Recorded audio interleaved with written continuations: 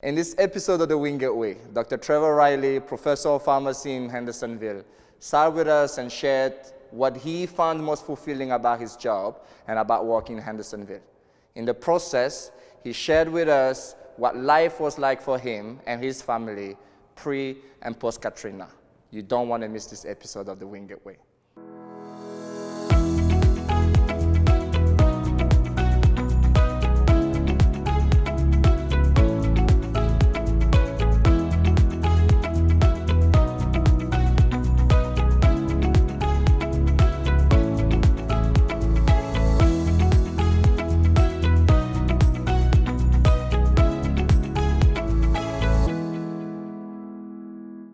Dr. Trevor Riley, thank you for taking the drive all the way from Hendersonville to have a conversation with us today. Thanks for inviting me. Yeah. So for those of us who don't know you very well, can you take us back from where you started? Where are you from? And what do you remember most fondly about that place and your childhood memories? I'm from New Orleans, Louisiana, originally, born and raised.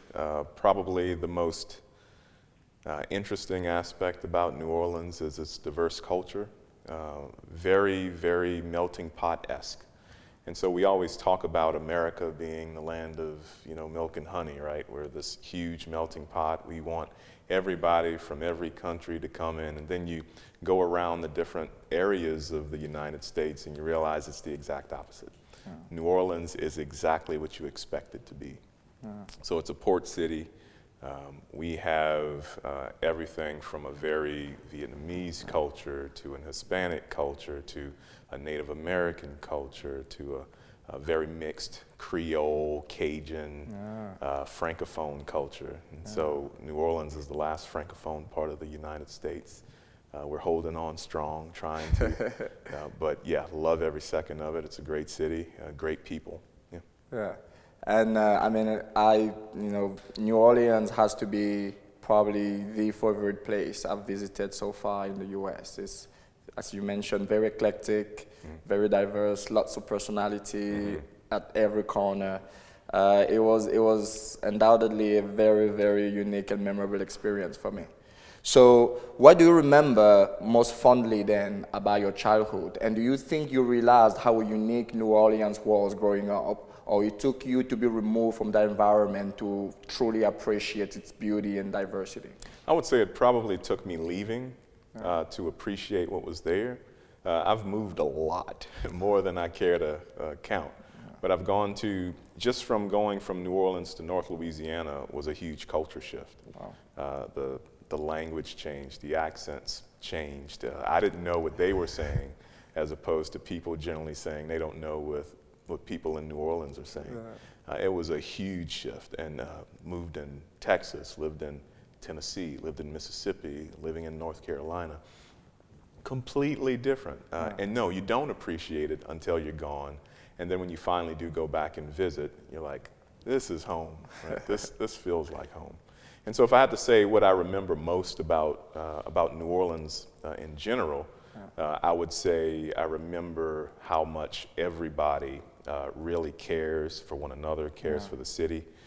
There's a culture of, we'll say, kind of love and appreciation for what's around there. What you don't get is this hatred or division being sown in there, whether it's people coming from the outside or people who are naturally within there. It's probably the most accepting city I've ever lived in. Oh, wow. One of the most accepting culturally, so it doesn't matter what you're bringing in, doesn't matter what your baggage is. We got our own baggage, just throw it on the pile, we'll burn it, and we'll enjoy each other's company. So that's probably the biggest thing that gets missed when you go somewhere else, because there's a lot of adjusting that has to take place when you're in different areas. Yeah. I mean, of course, we talk about New Orleans, and we can help but, bring up Katrina, and I'm sure as a native, you have your own Katrina story. So what is your Katrina story? How do you remember, those moments, and what lasting impact has it had on you and your family? So my family still lives in New Orleans post-Katrina, and they were certainly there during that time. That was August of 2005, and I was living in North Louisiana at the time.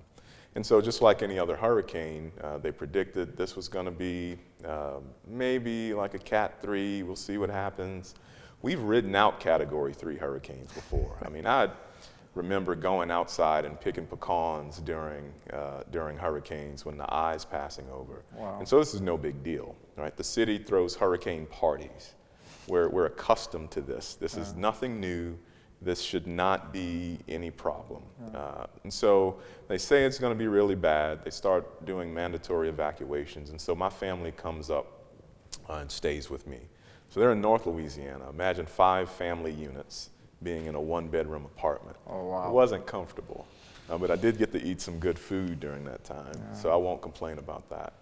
But as the days went on and we'd watch the news, we started seeing water at the top of schoolhouses. We'd start seeing houses that were 20 miles down the road now being on the top of a levee. And we realized quickly that this was different. And I'll never forget watching the news one day and walking in and turning the television off and turning to my family and saying, it doesn't look like you're going to be going home anytime soon. What's the plan? And they just thought I was kicking them out. And I'm like, no, like that's not what this is. But it's clear that 5 families cannot stay in a 1-bedroom apartment for a year, which is how long it took for my family to get back down there. Wow. It took a year. So it was a very trying time, but it really brought us together. I think a lot of people, and this often gets overlooked, but that hurricane caused people to scatter. Right? Many people left the state, left the city, and the generosity of the people in these different areas, whether it was Houston, whether it was North Louisiana, some people, Tennessee and Georgia, wherever they had family, Florida, the generosity of the people in those areas really uplifted our spirits. And so many people stayed where they were. Others went back. My family went back. But a lot of people got a fresh start, and that gets overlooked. While they might have lost everything, and many did, and I promise you that my grandparents and uncles, and they lost everything, but they got a fresh start, and they appreciate it. And if you ask them today anything about it, they say, you know, it was a hurricane, it happened. And they still enjoy the city, still want to be there. It's home. Wow.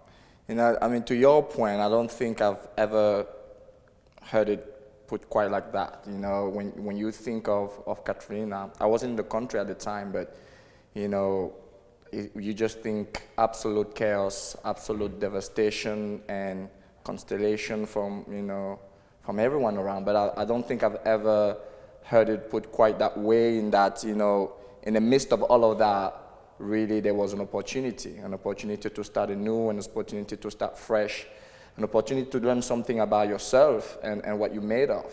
So what would you say you have learned about yourself through that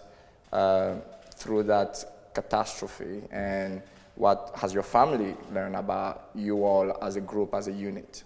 I think one of the biggest lessons learned is that you don't identify with a place or with possessions. It's the people. And family really came out during that time. A very tough time. There's no question there was a lot of chaos. And everybody's looking for somebody to blame. And the truth of the matter is there's nobody to blame, right? Here's a natural disaster. It happens. You just have to come together, find your way through this thing.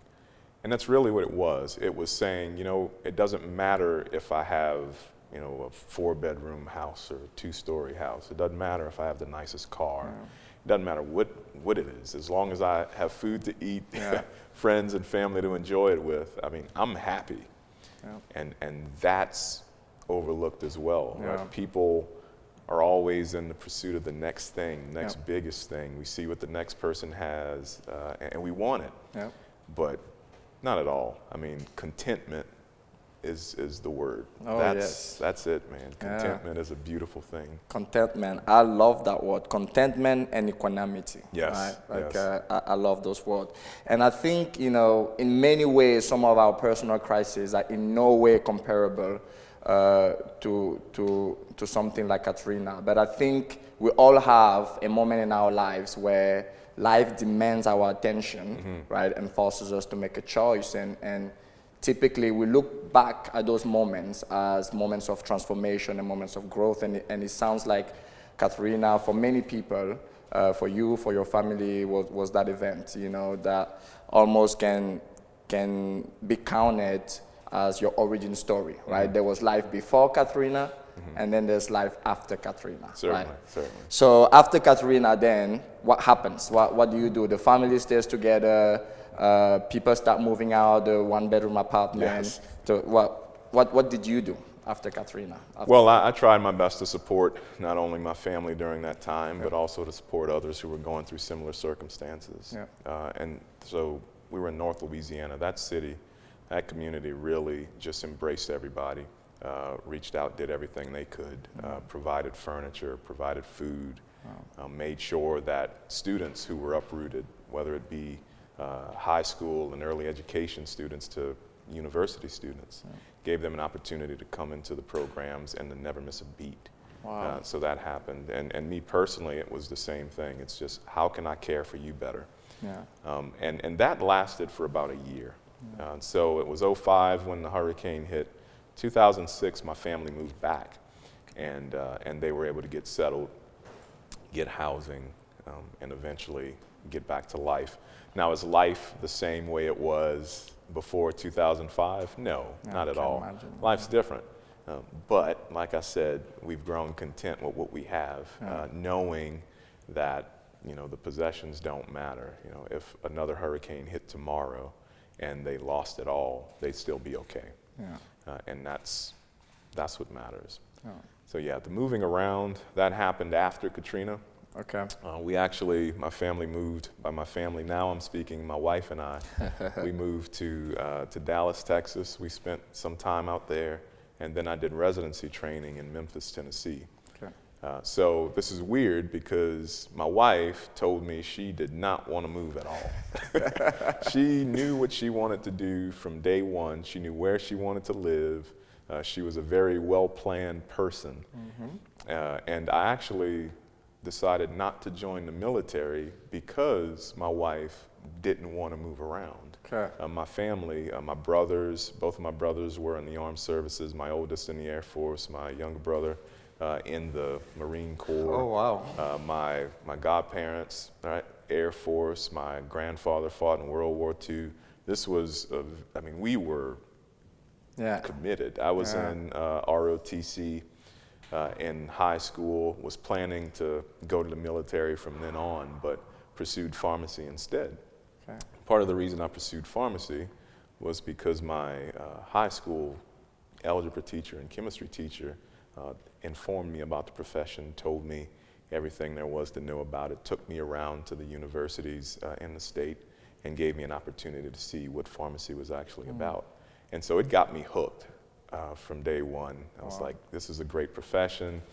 This is a way where I can provide for my family while also serving others.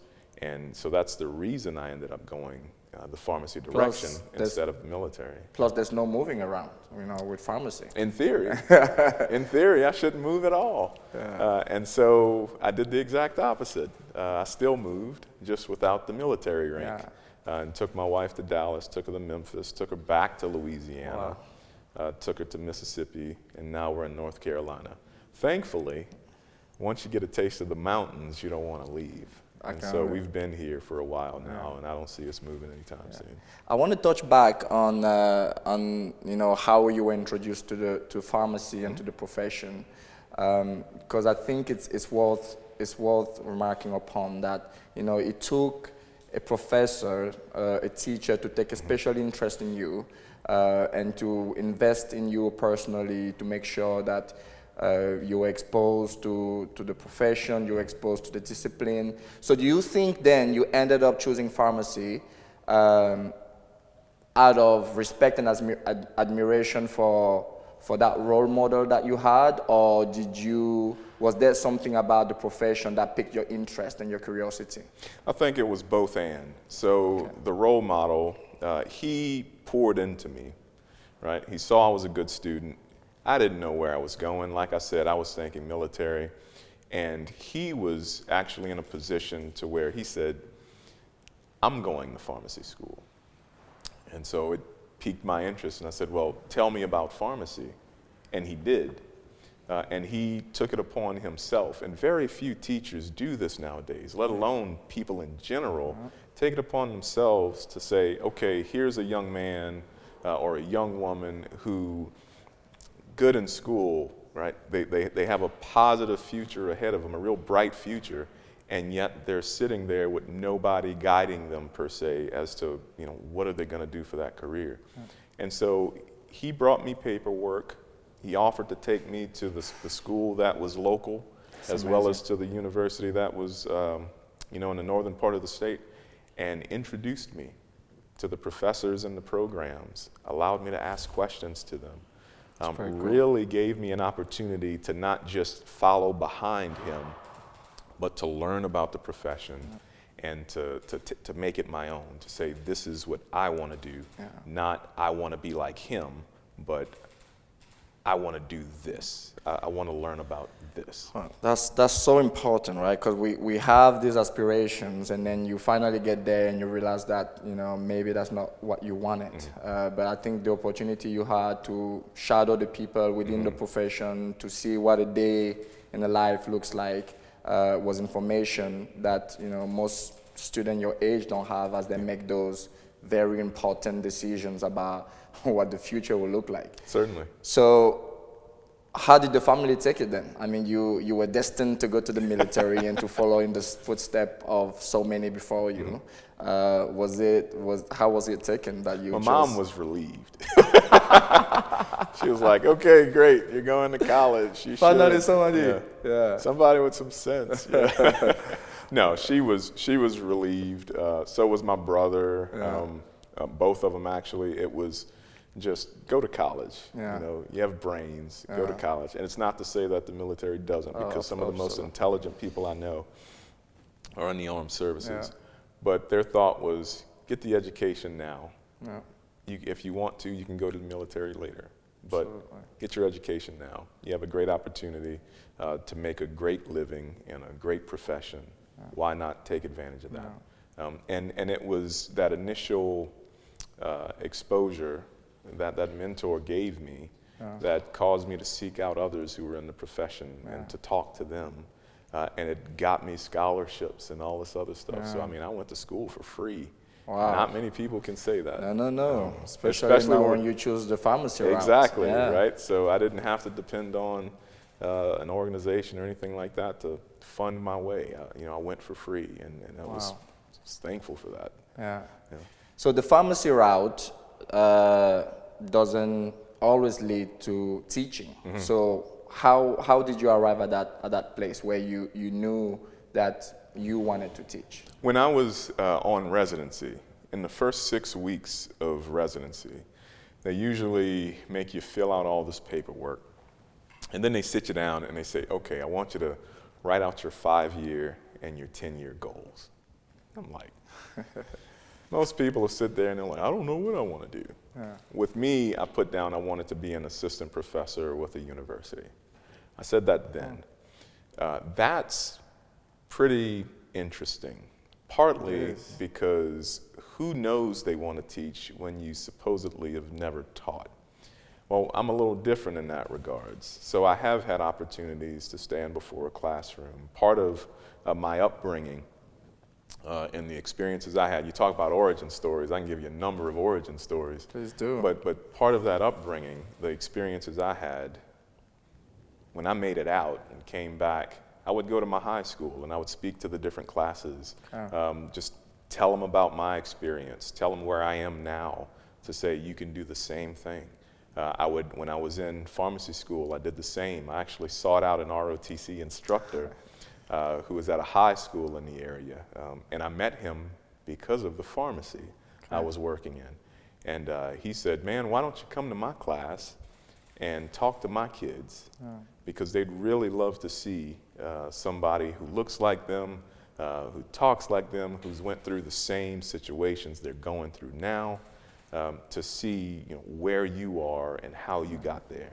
And so it gave me an opportunity to pour into those kids, much like my teacher poured into me, and return the favor.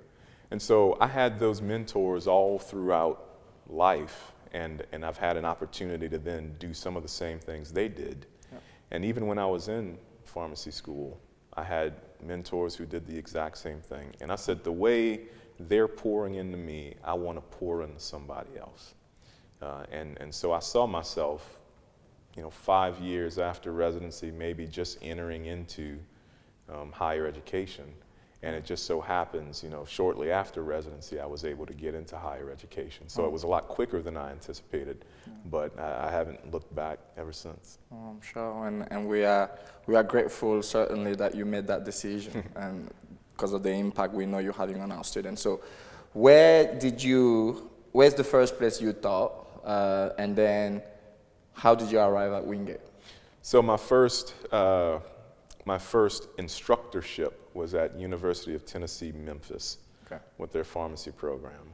After that, I moved to Baton Rouge, Louisiana, where I taught with the University of Louisiana Monroe, and I also worked with the LSU intensivist group, which was with their medical school. Okay. From there, I moved to Jackson, Mississippi, where I worked with the University of Mississippi, or Ole Miss, with their pharmacy program. And so they have a unique structure. I worked with their 3rd and 4th year students on the clinical side.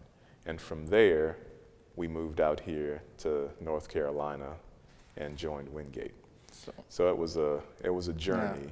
But so all those moves you speak of, you were already married? Yes. When did you get married, and how long have you been married? So I got married when I was in pharmacy school. Okay. I don't recommend anybody do that. I was just going to say you're a brave man. Very, very brave man.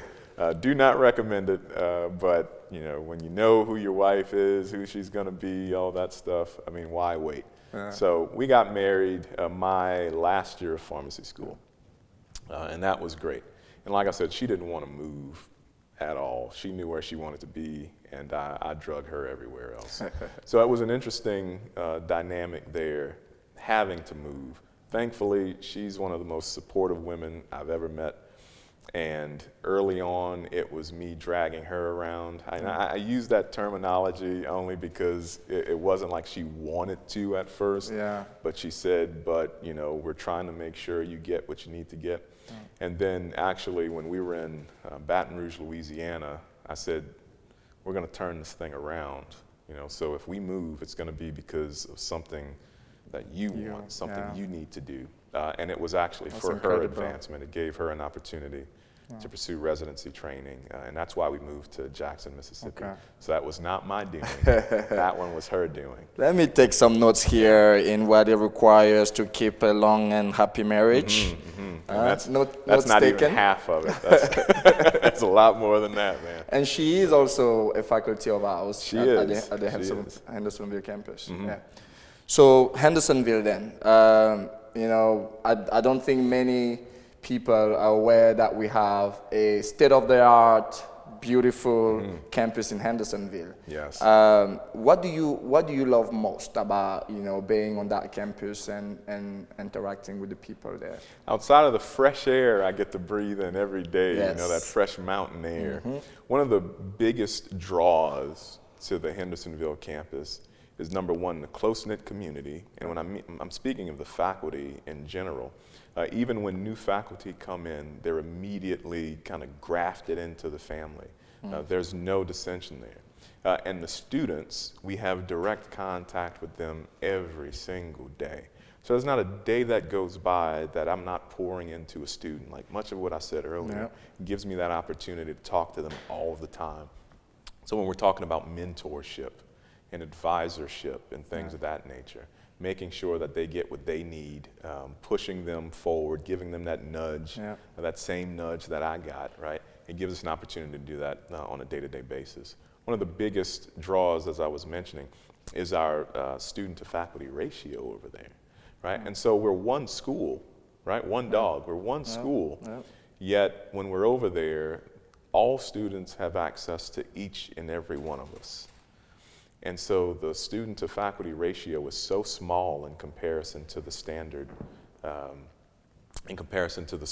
student to faculty ratio, right? Really good student to faculty ratio would be 10 students to one faculty. I mean, we're so much smaller than that. We're so much smaller than that. And so it gives us that one-on-one. The same students that we interview for admission into the program, those students 4, 5, 6, 7 years later, I'm talking to on the phone because they're giving me updates about where they are in their career, about their family growth, about how well they felt prepared for the profession, and about how much they appreciate each and every one of us for what we poured into them. So it's a really great experience over there. I mean, many of the same stuff, many of the things that you talked about, you know, in your answer, close-knit, you know, community, personal relationship between, you know, faculty and staff, and of course with students, are things that are very much the case and very true on this campus as well. You know, I think for me personally, I don't think I have realized it quite as profoundly as I just did now, that, you know, the personal relationship or the personal education that we pride ourselves in offering, or at least that we work really hard to offer, isn't really a function of this place or a function of the size, right? It's something that is woven and embedded into the DNA of who we are as an institution and what we believe an education should deliver. So it's quite powerful to hear the exact same experiences that we talk about on this campus being delivered in Hendersonville as well. So throughout your upbringing, you had opportunities where there was a mentor, somebody who took a personal interest in you. You were afforded opportunities to see the profession before you could make up your mind.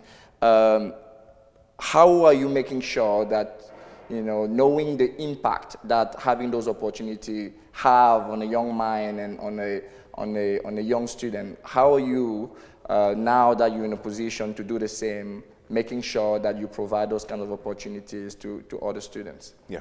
So one of the incentives we have on the campus is bringing students into what we call our Future Leaders in Pharmacy program, or FLIP.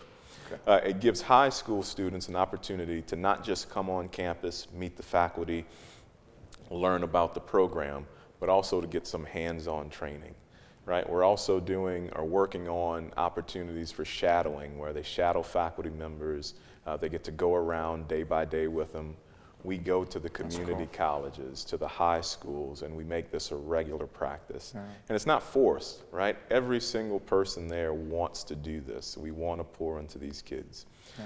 There's other opportunities there that I've gotten myself involved in through MAHEC, which is one of the major health education centers out there in the Asheville area, where they have a similar program where early college students or early health profession students who aren't at the end but at the beginning of their programs get an opportunity to get exposed to every other profession.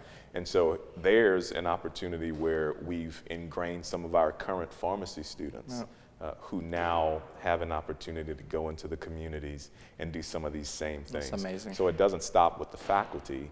Our students are doing the same thing. So we're trying to breathe that community, breathe that into their DNA as well. I mean, this is so funny and amazing at the same time. You know, that symbiotic relationship you talk about between, you know, our campus and the community, our host community at large, is one that we try to really take seriously and be very intentional about here on this campus as well, right? Because there's no thriving university without the community at large thriving as well. And so can you expand a little bit more on how that relationship with the community plays on a day-to-day, or at least with some of the initiatives that you all have? Certainly. So Wingate Hendersonville is probably one of the most unique university campuses out there.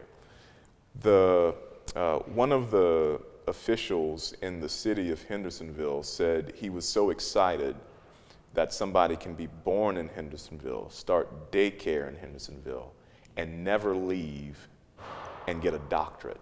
Wow. Right? They can't say that for a lot of That's pretty small, amazing. which is considered generally a retirement community. Here we have this influx of young people that the community just loves and takes hold of, and we're pouring into them just as much as they're pouring into us. And so the young people who are coming up from the community at large and the county at large are coming into the program, and we're sending students right back out there to serve. So there's this fine-tuned, if you will, relationship where we're considered part of the community. We're not the outsider who's just tagged on, right? So when things are going down, when decisions are being made, we're taken into account, right? They think about us, they talk to us. And we've had a wonderful opportunity to really ingrain ourselves into what's going on. We have faculty members who are on the boards of so many companies in the community, not because we're trying to force ourselves in, but they're coming to us and they're asking us to do that. Yeah, I mean, we are the community, and the community is us, right? There's really no other way to look at it, right? And we have this this inextricable faith and relationship that our faith are just intertwined, and there's no other way around it. I'm sure being away from the main campus, the mothership, however you want to call it, doesn't come without challenges. What are some of the challenges you see with being removed from this campus?